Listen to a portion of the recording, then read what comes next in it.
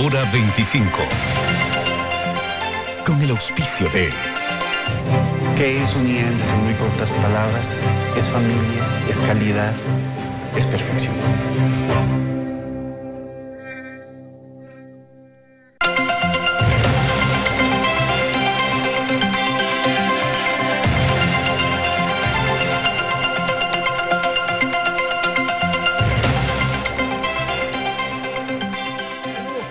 Gracias por acompañarnos. Este es el programa Hora 25.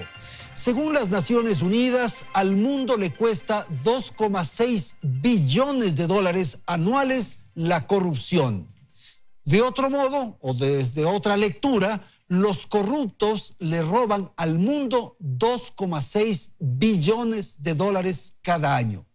Esto, como ustedes comprenderán, frena el desarrollo económico y social del planeta. Hay quienes señalan que la corrupción es una guerra perdida. Tal como ocurre con el tráfico de drogas, los estados y las naciones no han podido resolver la podredumbre que se expresa en temas cotidianos y también en definiciones mayores de Estado y de las naciones. El país más corrupto de la región es Venezuela, que ocupa el puesto 166 de 177 países. Le siguen Haití, Nicaragua, Guatemala y Paraguay. En la otra posición de la lista, los países menos corruptos son Uruguay, Chile, Costa Rica y Brasil. El Ecuador, según esta medición, se ubica dentro de los 10 países más corruptos de América Latina. Lo lamentable es que la población, aquí en nuestro Ecuador, ya no puede diferenciar entre honestidad y corrupción. Los valores, podríamos decir, se han trastocado. La función de transparencia en nuestro país es una de las instancias llamadas a enfrentar y luchar contra este flagelo. Hoy el presidente de la función, al mismo tiempo Contralor General del Estado, Pablo Celi, nos acompaña aquí en los estudios de Teleamazonas. Doctor, buenas noches, gracias por estar con nosotros. Siempre un placer compartir acá en el canal. Usted es doctor en filosofía. En filosofía y también soy doctor en relaciones internacionales. Relaciones internacionales. Usted tiene una formación jesuita en la época de colegio y parte de la universidad. Sí, sin duda. Yo me formé en el Colegio San Gabriel, posteriormente en la Universidad Católica, luego en la Central, e hice también alguna especialización en la Universidad Nacional de la Defensa de los Estados Unidos en temas de seguridad y defensa. ¿Cuánto pesó esa formación jesuita? Creo que es una formación muy rigurosa, sistemática desde el punto de vista de la razón. Es una formación en donde hay una orientación sin duda humanista. Yo siempre destaco que ese periodo de mi formación intelectual ha tenido mucho que ver en una construcción de valores y sobre todo en un pensamiento sistemático y organizado. ¿Qué piensa del Papa Francisco? Creo que la Iglesia enfrenta un proceso de transformaciones que es demandado y reclamado, sobre todo por los latinoamericanos. Pensemos que la Iglesia Católica, al tiempo que se contrajo en Europa, creció mucho en América Latina.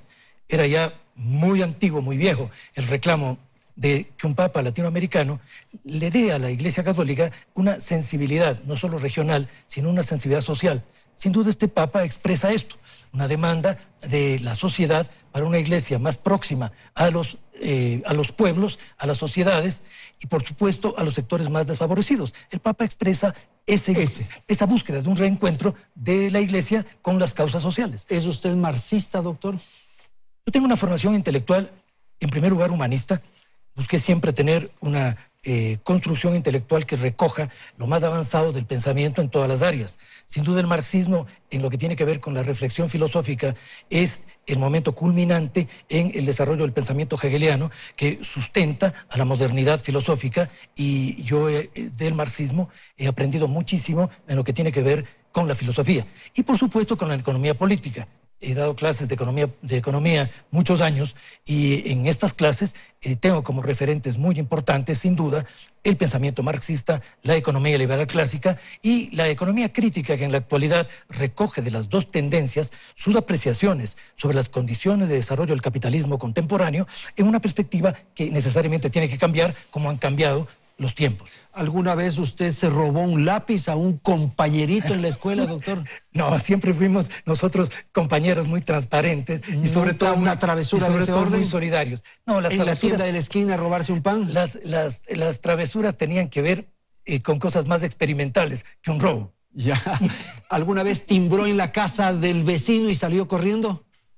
Bueno, nosotros siempre hicimos muchas travesuras en las casas de los vecinos. Siempre. Y una de esas, justamente esta. La del timbre no me parecía nada simpático. No tengo un recuerdo de escapatoria por timbres. Ok, doctor, vamos a empezar con el programa en torno a los temas que hemos propuesto en la agenda de este diálogo. Y para ello vamos a dar paso a Belén. Saludamos, buenas noches, adelante. Muy buenas noches, Andrés, amigos televidentes. Gracias por acompañarnos un domingo más. Conozcamos más cifras sobre la corrupción. Según el Barómetro de las Américas, Ecuador es el cuarto país de América Latina y el Caribe en el que más ciudadanos afirmaron haber sido afectados directamente por la corrupción, con un 26,6%.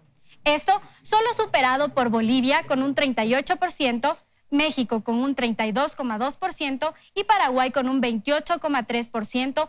Y en contraste con estos países, los habitantes de países como Uruguay, Chile y Costa Rica son en cambio quienes dicen estar menos afectados por este fenómeno, con un 5,9%, 6,8% y 8,3% respectivamente. Lo que resulta paradójico es que según este mismo estudio, Ecuador está en el puesto número 4 de países de la región que más toleran o justifican la corrupción, solo superado por Jamaica, Honduras y República Dominicana. Como ya se mencionaba, 2,6 billones de dólares anuales son robados en actos de corrupción, suma que precisamente equivale al 5% del Producto Interno Bruto mundial. En 2015, en Ecuador, se constituyó la Comisión Nacional Anticorrupción, conformada por 11 personas miembros de la sociedad civil, que precisamente destaparon una serie de irregularidades durante el gobierno de Rafael Correa y que actualmente continúan poniéndolas en evidencia ante las autoridades de justicia, de quienes dicen esperan una respuesta. Hasta el momento, esta comisión solo en Quito ha presentado 18 denuncias ante Fiscalía. Recordemos, el propio presidente Lenín Moreno ha señalado que su gobierno será el encargado de hacer una cirugía mayor a la corrupción. ¿Pero cuáles son los resultados hasta el momento? Pues bien, hay una veintena de exfuncionarios procesados y 18,5 millones recuperados. ¿Pero eso es suficiente? Veamos lo que nos dice uno de los miembros de la Comisión Anticorrupción. La cirugía mayor está mucho más allá. Y no solamente le corresponde al gobierno como tal, le corresponden a las instituciones del Estado ecuatoriano. Significa que las universidades y los colegios deben orientar y educar en ética a la población, por ejemplo. Significa también que el Estado debe buscar los mecanismos adecuados para que la persecución a la corrupción signifique recuperar recursos. 45.000 millones de dólares en el cálculo de la Comisión Anticorrupción han desaparecido vía el atraco, y si hubiésemos logrado un 10, un 12% de estos recursos que sean encontrados, seguramente no estaríamos con los baches fiscales que hemos vivido en el último periodo. Bien, es momento entonces de iniciar nuestro cuestionario al Contralor General del Estado. Doctor, yo señalaba en la presentación y con los datos que hemos referido, uno podría llegar a la conclusión de que la lucha en contra de la corrupción es una batalla, es una guerra perdida. ¿Qué piensa usted? No necesariamente. Es una posición pesimista, naturalmente, pero no necesariamente con eso. Sí, no necesariamente, porque creo que es un fenómeno de tipo multidimensional, complejo, contiene aspectos económicos, sociales y políticos, que es necesario precisar para poder identificar una hoja de ruta que permita enfrentarlos. Yo quiero partir del señalamiento que ustedes acaban de hacer de orden internacional. En el encuentro de Abu Dhabi, en el mes de diciembre, encuentro entre las Naciones Unidas y la INTOSAI, que es la agrupación en la que se encuentran representadas todas las contralorías y tribunales de cuentas del mundo.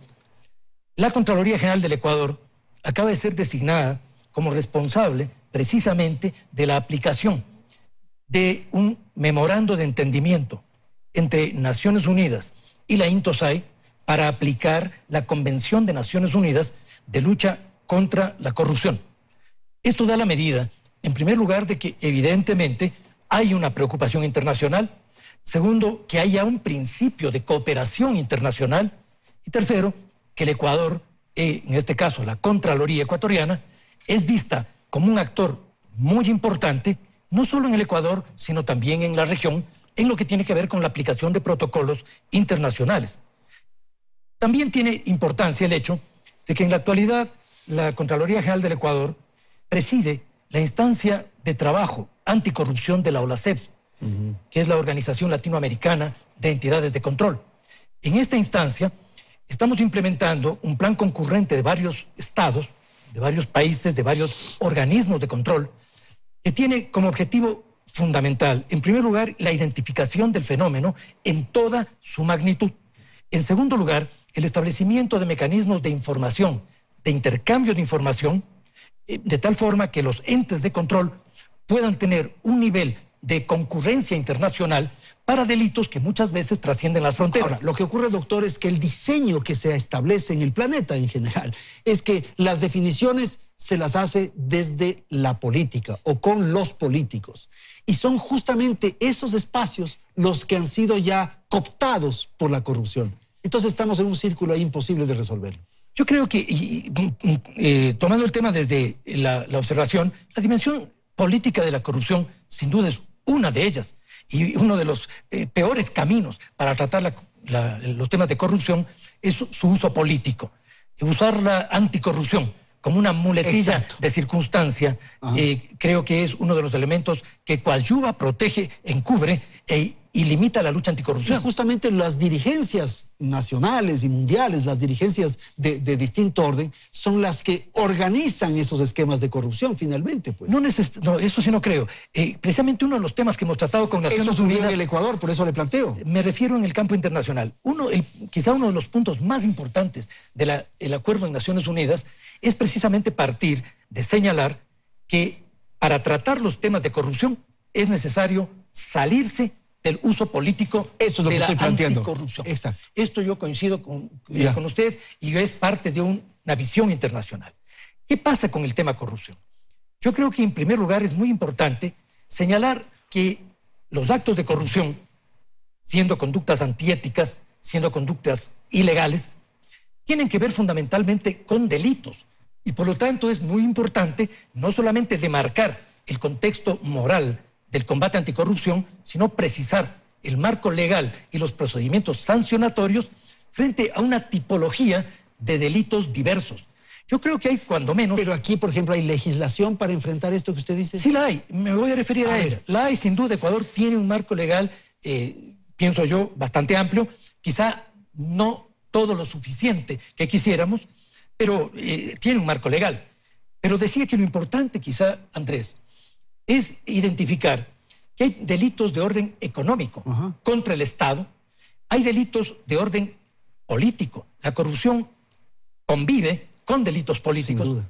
Y hay delitos que lamentablemente también tienen que ver con la destrucción del tejido social. Los tres elementos están concurriendo. En lo que tiene que ver con los delitos económicos contra el Estado, hay un componente adicional que agrava los hechos de corrupción, que es la transnacionalización de esos delitos.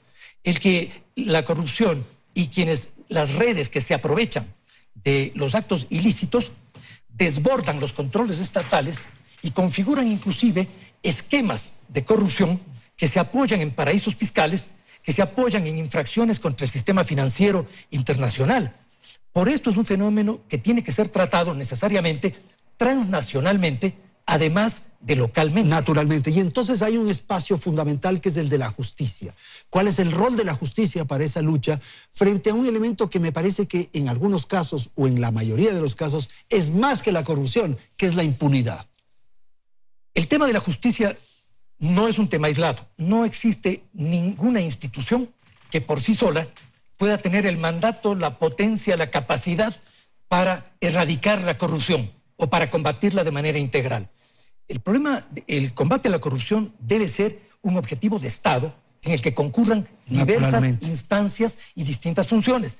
La función judicial es una de ellas, la función de transparencia otra, pero también el Ejecutivo, el Parlamento Nacional, la Asamblea Nacional. Son instancias que están llamadas a tener una agenda nacional. Pero volvemos anticorrupción. al tema que le planteé. Todo esto que usted me ha señalado está manejado por los políticos, intervenido por los políticos, ejecutado por los políticos. Y si es que hay ahí un espacio de corrupción, todo se organiza finalmente para beneficiarse, para lucrarse, para permear, para protegerse. Eso está hecho así.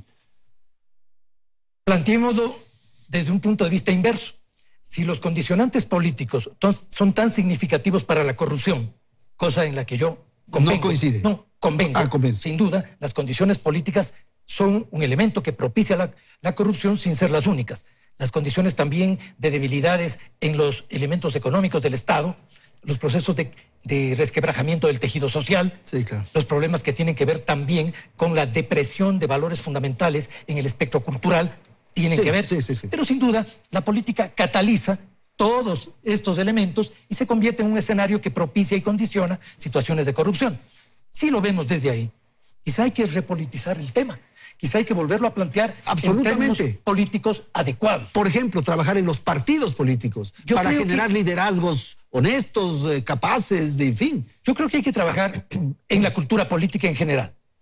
Los partidos son parte de la cultura política. La corrupción, lamentablemente, y en la introducción ustedes lo señalaron muy bien, ha generado una actitud de abulia social y hasta de tolerancia frente a hechos que se admiten como normales, como naturales. Claro. Hacer obra, está bien, hace obra aunque se beneficie de esa obra. Ese razonamiento es un razonamiento perverso que destruye la capacidad crítica y la respuesta social. Cuando yo planteo que hay que repolitizar el tema, sin duda, los partidos tienen que asumirlo con la responsabilidad que tienen como instancias de representación social, de tal manera de que exista la posibilidad de una concurrencia de voluntades que permite una cultura política de transparencia, de control ordenado del Estado y de vigilancia y respeto de los recursos públicos como recursos sociales. La corrupción daña el desarrollo. Cada centavo que se va en corrupción es un centavo que se quita al desarrollo y por lo tanto es un centavo que se carga sobre las espaldas de los más deprimidos. ¿Cuánto se robaron? ¿Cuánto se perdió? ¿Cuánto fue la corrupción en el gobierno de Correa? Le planteo esto porque hay muchas cifras. Sí. 35.000, se llega a 70.000 millones, cifras así. ¿Usted tiene a esta hora yo creo que nadie tiene una cifra establecida. Lamentablemente, mucho se especula con las cifras. Yo puedo hablar de lo que tiene que ver con el trabajo de la Contraloría. Luego quizá podemos profundizar aquello. Pero la Contraloría, más que como actos de corrupción, ha identificado lesiones al Estado por alrededor de 2.000 millones de dólares en los 2 últimos años de trabajo. Hemos hecho 5.900 auditorías en las cuales hemos sancionado con glosas y multas por esos valores. Eso no quiere decir que eso sea todo el margen de lesión por actos de corrupción al Estado. Es solo una muestra de lo que la Contraloría ha podido detectar. Sin duda, creo que el Estado pierde recursos ingentes y muy significativos que afectan seriamente la estabilidad del presupuesto, que afectan los programas sociales, que afectan algo que es fundamental, la estabilidad macroeconómica. Yo diría, sin especular con las cifras, que los dineros perdidos por el Estado en términos de corrupción han gravado en mucho el endeudamiento internacional del país. El país ha tenido que recurrir a recursos externos por un dispendio licencioso, abusivo y también corrupto de los recursos propios. Es que es criminal aquello, doctor, porque además de haberse utilizado inadecuadamente esos recursos, nos han endeudado para pagar ese robo. Es absurdo. Esa es la figura más lamentable. Es una figura por la cual la corrupción se convierte en un elemento que lesiona los cimientos macroeconómicos de la estabilidad del país. Es decir, ya no es solamente el hecho aislado de uno u otro funcionario involucrado en actos de corrupción. Es un sistema, es una forma de conducir el Estado que tiene como consecuencia el deterioro de la función más importante que tiene el Estado, que es cuidar de los recursos públicos para una adecuada redistribución de la riqueza. En un país donde hay asimetrías, diferencias sociales, donde la pobreza se ahonda, la función más importante del Estado es redistribuir La corrupción afecta a la redistribución, por lo tanto es una actuación no solamente en lo personal antiética, sino criminal desde el punto de vista social. Y usted ha dicho que es un sistema el que se construyó justamente para provocar estos daños.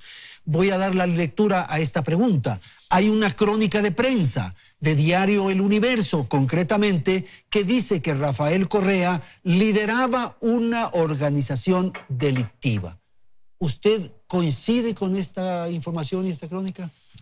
La Contraloría no es una instancia que tipifique delitos. Yo, como Contralor... No, yo no le pido que tipifique, pero que sí me dé una apreciación si efectivamente este sistema que se construyó estaba liderado por el exmandatario. Sí, pero quiero ser riguroso en la medida en que debo hablar también como autoridad frente a un tema que debe ser tratado con muchísima precisión. Yo creo que el sistema judicial ecuatoriano va arribando a conclusiones para tipificar el alcance de ese delito. Sin duda, la formulación de cargos que ha hecho la Fiscalía en relación a uno de los casos, el caso Sobornos, sí, pone en evidencia la existencia de un sistema que usó al Estado con un propósito que evidentemente es delictivo.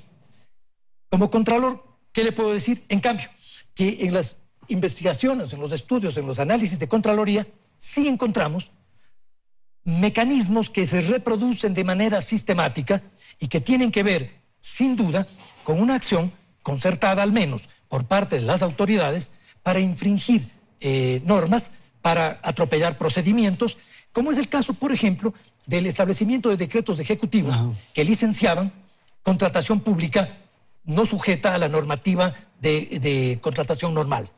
La Contraloría ha elaborado un informe con indicios de orden penal porque hay varios decretos ejecutivos que ampararon actuaciones irregulares en ministerios, en diversos ministerios, en donde se pone sin duda en evidencia que funcionaba un sistema de licenciamiento en la gestión pública que propició situaciones ilegales, irregulares y, por supuesto, definitivamente corruptas. Señor Contralor, lo que se exige ahora por parte de la ciudadanía en distintos espacios es, o el reclamo que se hace a esta hora en distintos espacios es, ¿por qué no se puede recuperar esos dineros? Bien, el tema de la recuperación es un tema en el que debemos considerar tres aspectos muy claros. En primer lugar, tiene que existir una normativa legal que determine los procedimientos de recuperación. En segundo lugar, además de esa normativa, es necesario mecanismos institucionales que procesen esa recuperación. Y en tercer lugar, es necesario cuantificar qué es lo que se necesita recuperar. Las tres cosas, como usted advertirá, son complejas. En las tres tienen que concurrir varias instituciones. Pongamos un ejemplo. El resarcimiento de las lesiones establecidas por Odebrecht, que es un caso emblemático. Seguro. No es posible, y yo lo he venido señalando, la Contraloría lo ha señalado de manera permanente. Un acuerdo reparatorio con Odebrecht, en primer lugar, no puede inhibir los procesos penales que en este momento se llevan adelante por parte de la Fiscalía y en el sistema judicial. En segundo lugar, ningún tipo de acuerdo con Odebrecht puede dejar atrás las glosas y responsabilidades civiles y penales y indicios penales establecidos por la Contraloría del Estado. En tercer lugar, si nosotros vamos a discutir un proceso reparatorio, han de incluirse en él las lesiones que distintas instituciones han detectado. Si la Contraloría ha detectado cerca de 400 millones de dólares en contratos lesivos en los cuales participa Odebrecht, el SRI también ha encontrado procesos tributarios irregulares por una cantidad. La Superintendencia de Bancos, la Superintendencia de Compañías y la propia Superintendencia de Control del Poder del Mercado han establecido irregularidades y, por lo tanto, montos en todos esos campos. Sería imposible establecer ningún tipo de acuerdo con Odebrecht que no considere la magnitud de estas lesiones. La función de transparencia, en este sentido, está elaborando un informe integrado donde constan los valores que Odebrecht adeuda y los estudios que se han hecho por parte de la Contraloría y de las superintendencias involucradas. ¿Qué quiero decir con esto? Que solo en el tercer aspecto que señalo, cuantificar lo que tiene que ser recuperado por el Estado, es de por sí un proceso en donde es necesaria la concurrencia y la cooperación entre las instituciones. Una sola no lo puede lograr. El segundo aspecto que le mencionaba, los mecanismos de recuperación. Los mecanismos de recuperación están ligados en mucho a una repatriación de capitales que están fuera del país. hay que establecer un mecanismo para esa repatriación. Hay que buscar también un mecanismo para presionar esa repatriación con procedimientos dentro de la banca y el sistema financiero nacional, entre otras cosas. Para todo esto necesitamos un sistema legal donde distintas instituciones puedan hacer uso de sus competencias de manera concurrente, coordinada y cooperativa. En eso es en lo que estamos empeñados. Ok. Doctor, quisiera para terminar unas preguntas sueltas rápidamente. ¿Usted es más filósofo o antropólogo? Yo tengo, como le dije en un inicio, una formación humanista y trabajo en ella de manera sistemática como intelectual. Trabajo en filosofía siempre. Tengo una formación de antropólogo también, pero en mis últimos años he dedicado mi actividad intelectual más al campo de las relaciones internacionales. Sin embargo, la filosofía y la antropología me acompañan incluso en mi trabajo plástico. ¿Y usted va más por la pintura o por la poesía? Trabajo las dos cosas. En la poesía y en la pintura pienso como filósofo, siento como antropólogo y trato de expresarme como pintor. ¿La política o la academia? Yo diría que priorizo la academia, aunque siempre he tenido circunstancias que me han arrastrado a situaciones de intervención política, pero mi privilegio está por la academia. Me veo mucho más como un académico y un intelectual que como un actor político. ¿Con quién se queda? ¿Sandra Correa, Lucio Gutiérrez o Carlos Polit? Creo que son tres nombres polémicos por razones distintas y por lo tanto no se trata de quedarse con ninguno de ellos. Son hechos diferentes en circunstancias distintas. Hacemos una pausa y volvemos un instante. Estamos haciendo una entrevista a fondo con el Contralor General del Estado, Pablo Celi de la Torre. En un instante retornamos.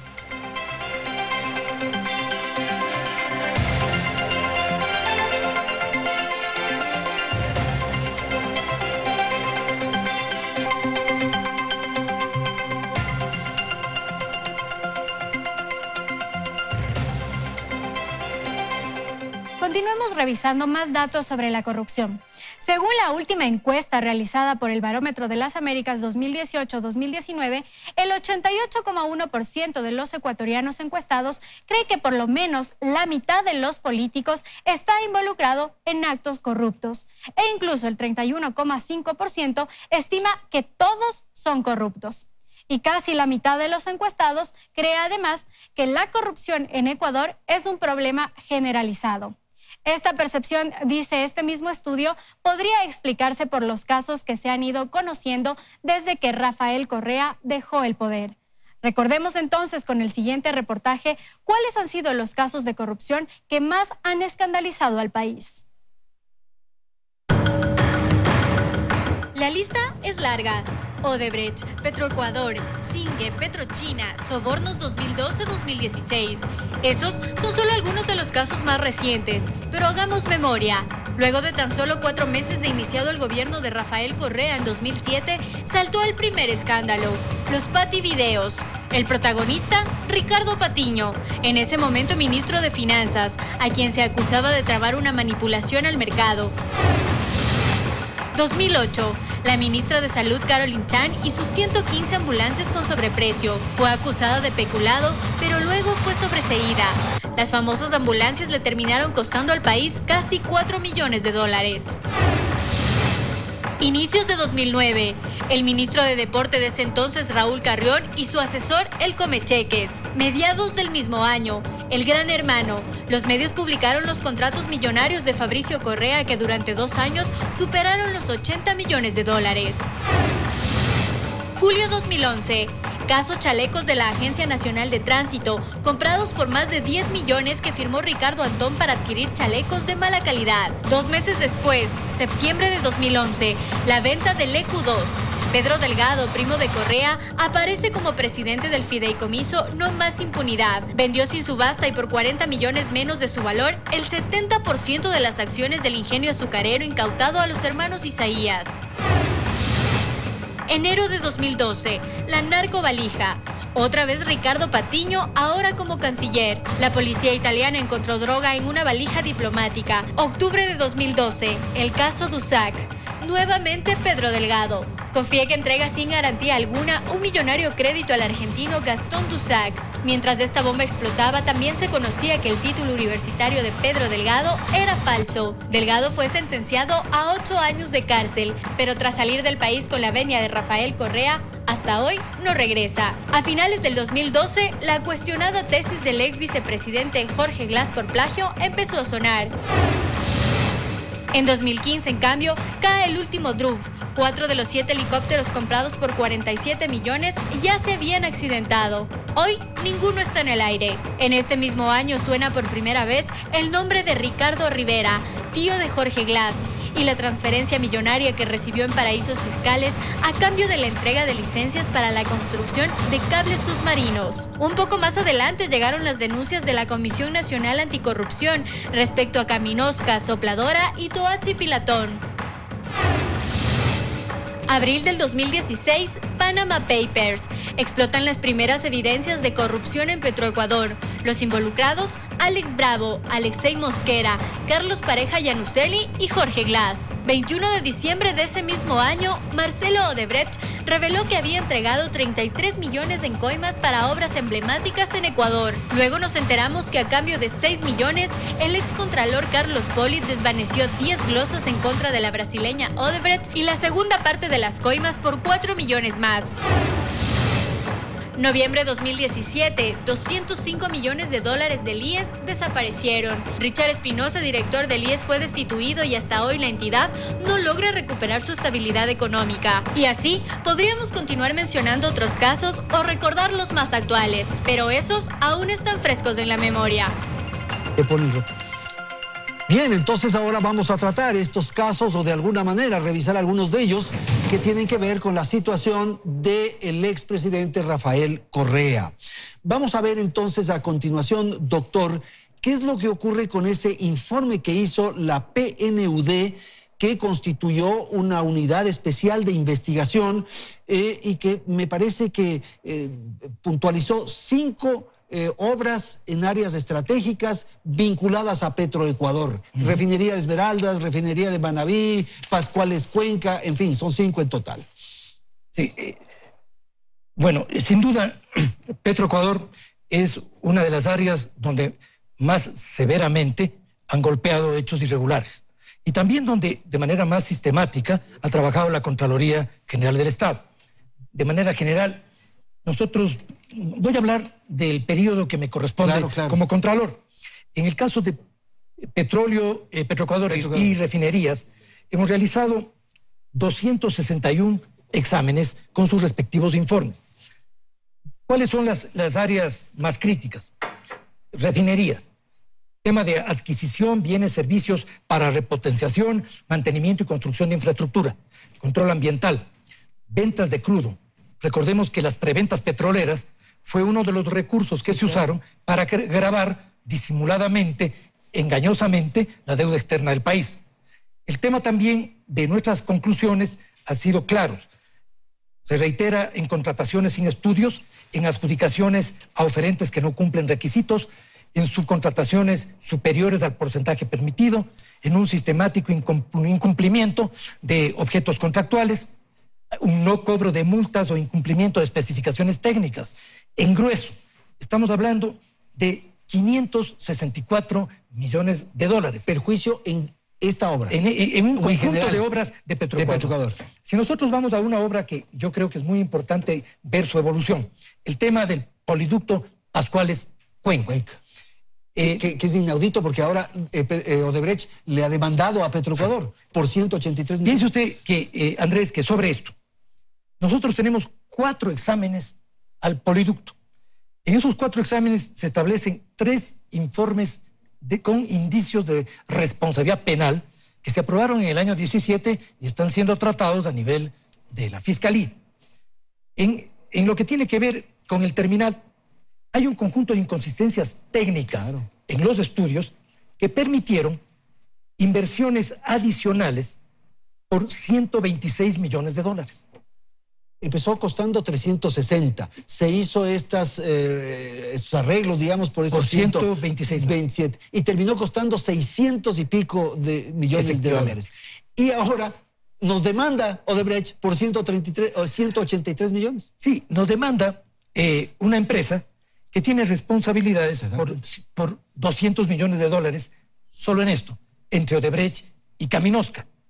Y nos demanda una empresa respecto de la cual la Contraloría General del Estado acaba de concluir en fines de este año pasado, es decir, en este momento, un nuevo examen que involucra ya la gestión actual, examen en donde estamos estableciendo una afectación adicional por alrededor de 72 millones de dólares contra los intereses públicos. ¿Y Caminosca está involucrada por qué, doctor? Por los estudios. Hizo los estudios. Por los estudios. Por los estudios. Entonces, aquí nosotros advertimos, en el caso Pascuales Cuenca, cómo concurre una serie de irregularidades.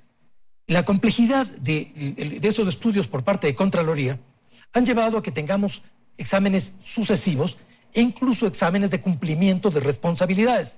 Este es un proceso continuo. Aún no ha concluido nuestras investigaciones en el caso Pascuales Cuenca. Sin embargo, como le acabo de mencionar, ya en los 4 exámenes existen estas gravísimas conclusiones y estas altas responsabilidades económicas. Coca-Codo Sinclair, 70.000 fisuras, doctor. Así es. Contraloría estableció de manera permanente observaciones sobre el proyecto Coca-Codo Sinclair. Hay también, en ese caso, señalamientos de índole civil, sanciones y también hay IRPs. Es decir, Coca-Codo ha sido también otra de las expresiones del desorden que permitió una gestión dispendiosa e ilícita en la contratación pública. INA Papers. ¿Usted ha hecho ya una investigación sobre lo que ocurre con el caso INA Papers? No es un caso que corresponda a la Contraloría General del Estado. Contraloría. No, no corresponde a las funciones de la Contraloría. La Contraloría analiza contratación pública y uso públicos de recursos del Estado. Claro. INA Papers, hasta donde yo conozco, es un tema que no tiene que ver con recursos públicos. Es un tema que, entiendo, tendrá que ser tratado en otras instancias. ¿Cuál es el espacio de la Contraloría? Hay versiones que señalan que usted liberó a la empresa Claro del pago de 112 millones de dólares por impuestos. Los titulares dicen que Celi perdonó a Slim. Eso es una lectura terriblemente tendenciosa y equívoca de un proceso absolutamente legal. Es importante que nosotros advirtamos que Contraloría tiene procedimientos que son progresivos y sucesivos. La Contraloría establece, en primer lugar, en un informe, un conjunto de irregularidades observadas. De ese informe se derivan predeterminaciones, que como su nombre indica, son predeterminaciones. En este y en cualquier otro caso, la empresa o los funcionarios notificados con una predeterminación tienen el derecho, por debido proceso, adentro de los tiempos legales, presentar descargos sobre las observaciones de Contraloría. En este caso, se presentaron descargos de tipo técnico, tanto por parte de los funcionarios del Estado como por parte de la empresa. Los descargos tenían que ver fundamentalmente con el criterio para establecer el porcentaje con el cual el Estado se beneficiaba respecto de esa contratación. Cuando se hizo un ajuste de esos valores, con inclusive teniendo en cuenta el informe que sobre esto daba el organismo internacional que se ocupa de esa regulación, los técnicos de Contraloría volvieron a valorar las pruebas y determinaron que había una razón en el reclamo que hacía Claro y en las justificaciones que daban los funcionarios que obligaba a la Contraloría a revisar su predeterminación. Nunca hubo una determinación en firme. Señalo esto porque en muchas ocasiones puede, y de hecho sucede, que funcionarios o empresas en la fase de descargos presenten elementos que la Contraloría no conoció en la primera fase. No es en lo absoluto extraño que esto pueda suceder. Es uno de los casos en donde la Contraloría ha tenido que, por estar asistidos por razones técnicas y jurídicas, ha tenido que aceptar esos descargos. ¿Cuánto ha empañado en su tarea y de qué modo usted le responde a la ciudadanía lo que ha sucedido con su sobrino, el señor de la Torre de Petroecuador? Como una familia que es absolutamente responsable socialmente y que es una familia de principios y valores, lamentamos este hecho. Se trata de un hijo de una prima que radica desde hace muchos años en los Estados Unidos. En lo que tiene que ver como Contralor General del Estado, yo no tengo ninguna relación con las actuaciones de este funcionario en ninguna de las instancias públicas ni sus actuaciones privadas. Yo considero que la justicia de los Estados Unidos tiene los suficientes elementos técnicos y la suficiente experticia jurídica para investigar, dilucidar y sancionar, de ser el caso este asunto. Por lo tanto, solamente un interés en asociar cosas que no tienen ninguna relación pretendería usar la circunstancia familiar como un elemento para hacer campañas difamatorias contra el Contralor.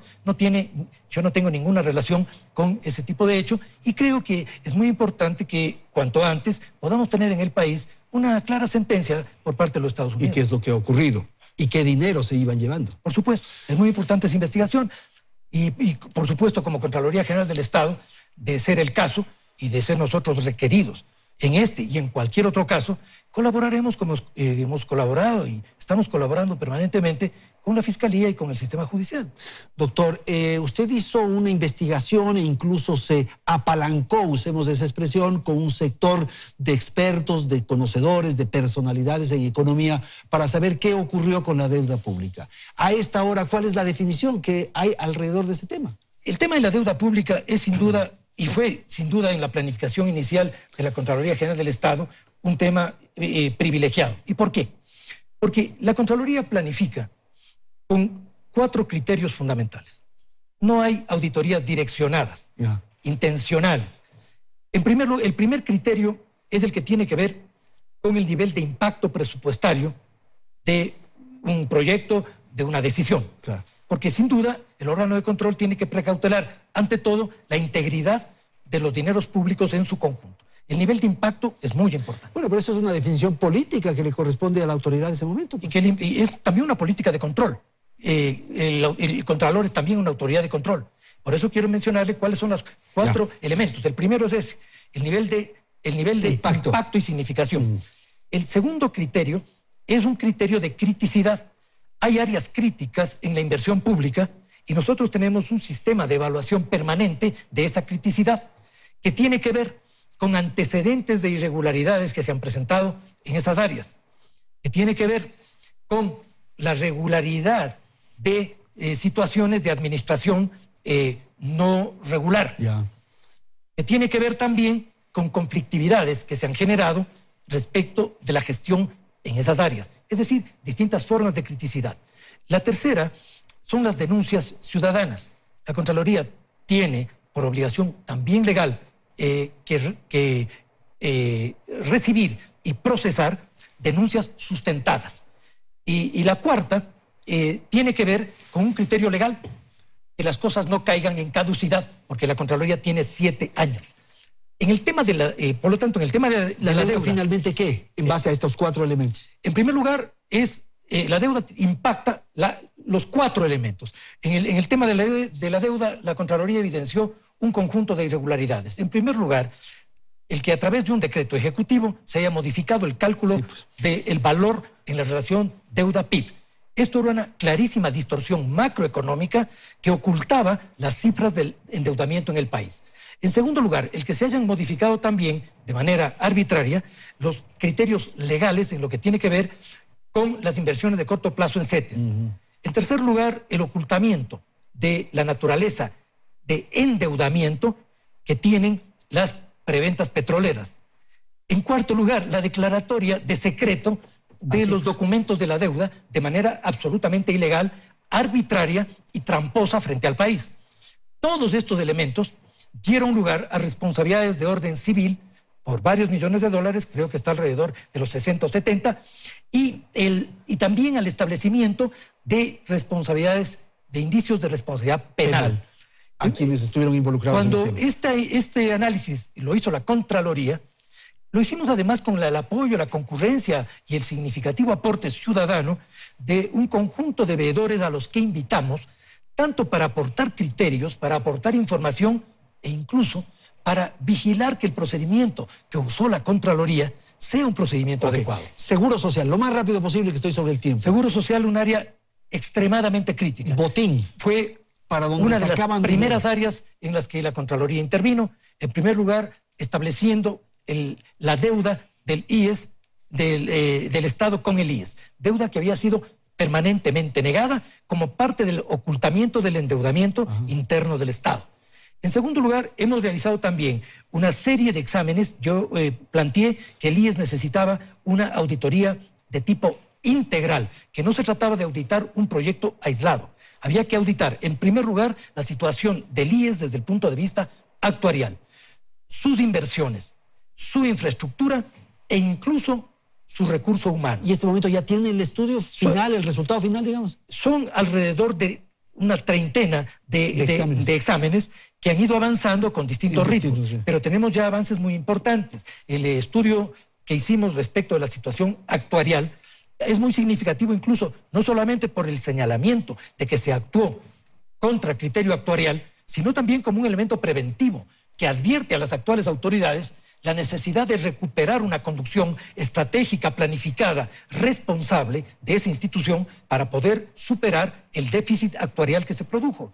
Hemos señalado también sanciones en lo que tiene que ver con la construcción de hospitales y equipamiento por alrededor de 80 millones de dólares. Pero hay sobre todo algo que es conmovedor, que hayamos tenido que sancionar el tema de medicamentos e infraestructura de indispensable uso clínico. Es grave que tengamos que gravar 75 millones de dólares por medicamentos caducados, por irregularidades en los contratos de compra de medicamentos y de insumos hospitalarios. ¿Usted se va más por el ron o por el whisky? No, me voy por el vino. La tercera opción. ¿Su libro de cabecera?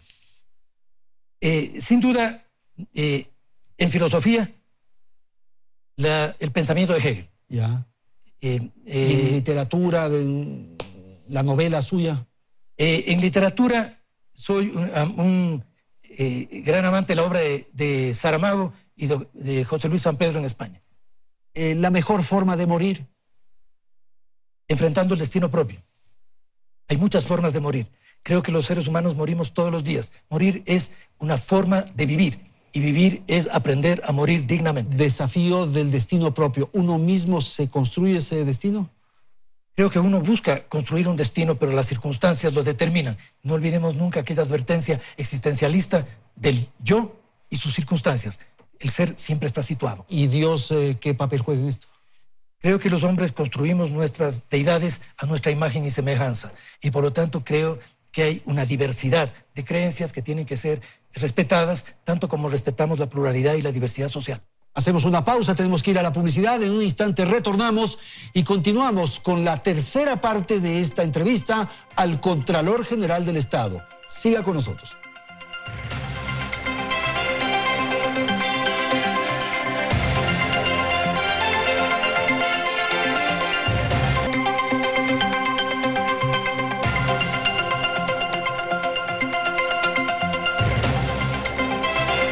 Vamos entonces a la tercera parte del programa. Queremos plantear definiciones políticas por parte de nuestro invitado.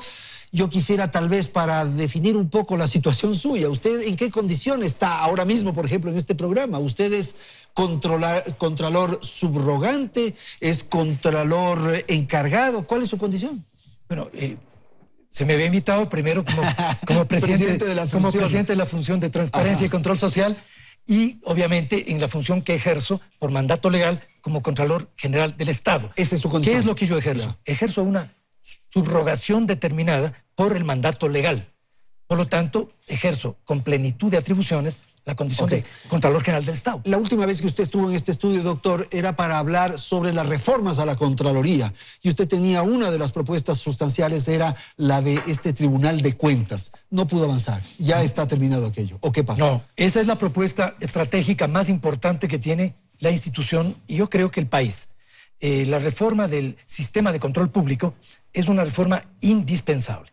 El Tribunal de Cuentas es un planteamiento que permitirá avanzar hacia un sistema de control público mucho más moderno, mucho más integral, con controles, con contrapesos y con un sistema de gestión interna que agilite el proceso y las causas. Yo mantengo esta tesis, la vamos a presentar en los próximos días como un proyecto de ley para que sea ya tratado por la Asamblea Nacional. De modo que todavía no ha ingresado a la Asamblea. No aún, porque es un tema que, como usted recordará, fue un tema acordado por la Presidencia de la República y el Consejo Transitorio de Participación Social Ciudadana, la del doctor Trujillo, ¿no? Doctor Trujillo.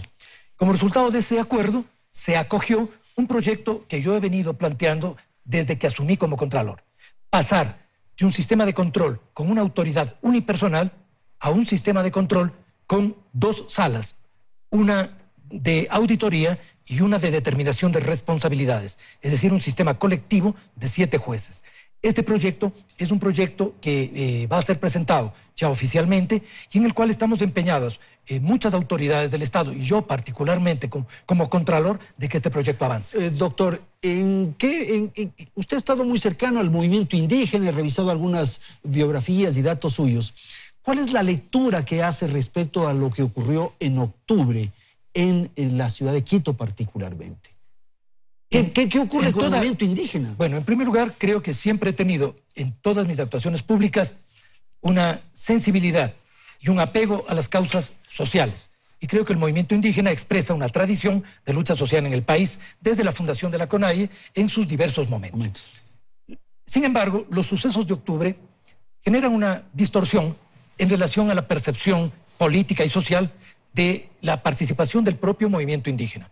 Yo creo que es necesario y justo diferenciar en los hechos de octubre lo que constituyeron los reclamos, las demandas, las reivindicaciones sociales legítimas. La propia Constitución ampara un reclamo pacífico, y lo que constituyeron las acciones agresivas y violentas, pero sobre todo lo que constituyó el ataque, asedio, sitio sistemático de la ciudad, de las carreteras y de varias ciudades del país por parte de grupos organizados con fines evidentemente desestructuradores, desestabilizadores, propiciando un golpe de Estado, una quiebra de la institucionalidad y generando profundas rupturas en el tejido social. Es decir, buscando un aprovechamiento político nefasto de este reclamo social para introducir no solamente una ruptura de la sociedad con el Estado, sino introducir también graves rupturas dentro de la propia organización social. Pero eso no lo ve la Comisión Interamericana de los Derechos Humanos, han emitido un informe, conoce planteamientos que tienen otra mirada de la que usted está planteando. El informe de la Comisión Interamericana de Derechos Humanos es un informe lamentable, cargado de imprecisiones, de nula responsabilidad, desapegado no solamente de elementos legales, sino de los propios hechos.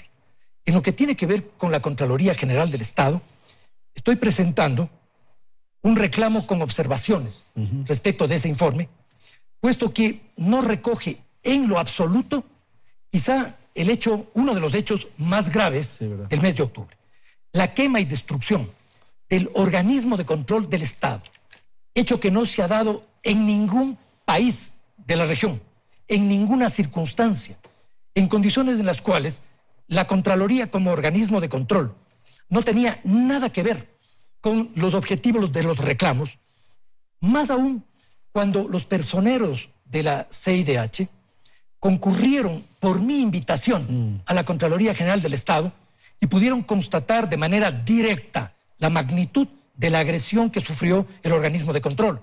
Constataron, entre otras cosas, en primer lugar, la presencia de material inflamable en varios pisos del edificio, que no se colocó solo. Constataron la destrucción documental, la destrucción localizada en infraestructura crítica de la Contraloría del Estado. Constataron los vestigios que quedaron de los grupos que actuaron desde las terrazas y desde varios pisos, las consignas pintadas dentro de la institución, los elementos inflamables aún activos, los destrozos en la institución.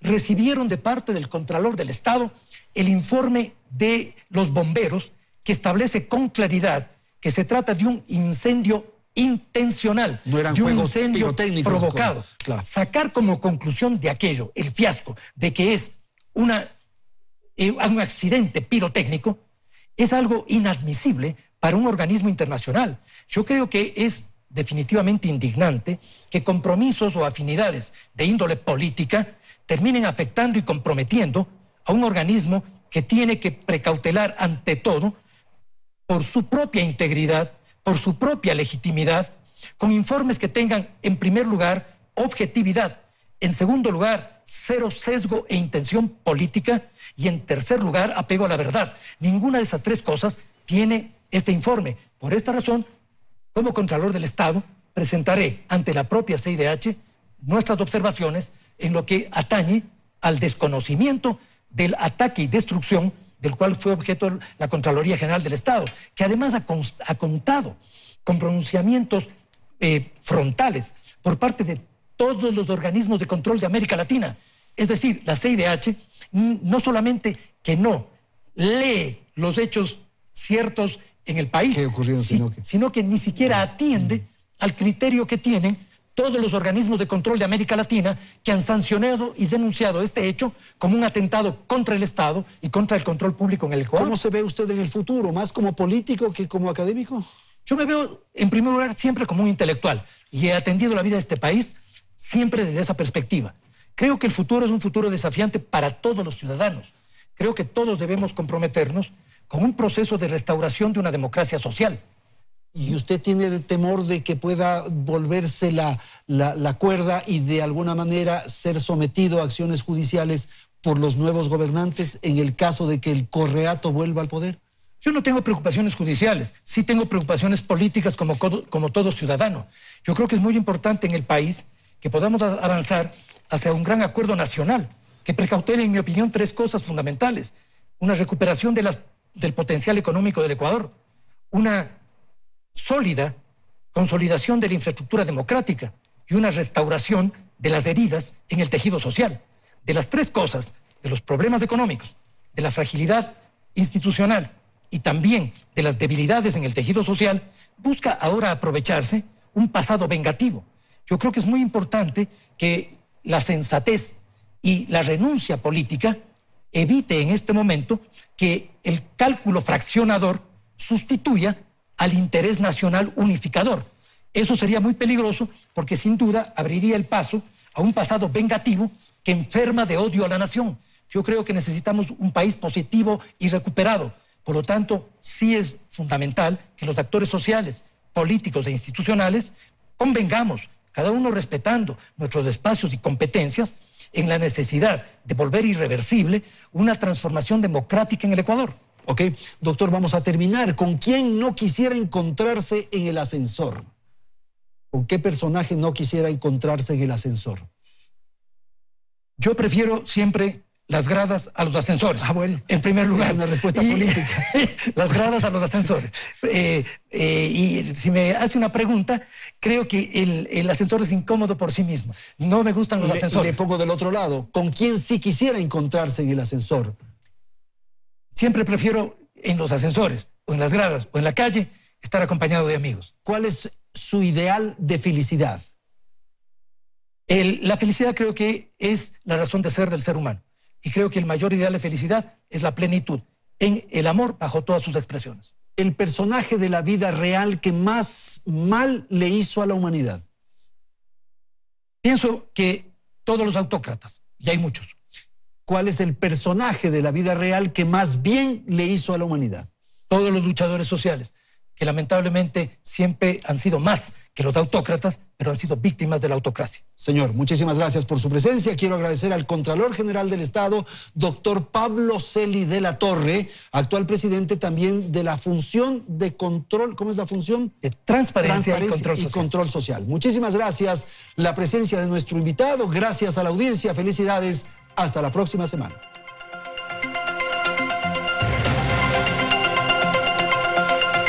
Teleamazonas presentó Hora 25 con el auspicio de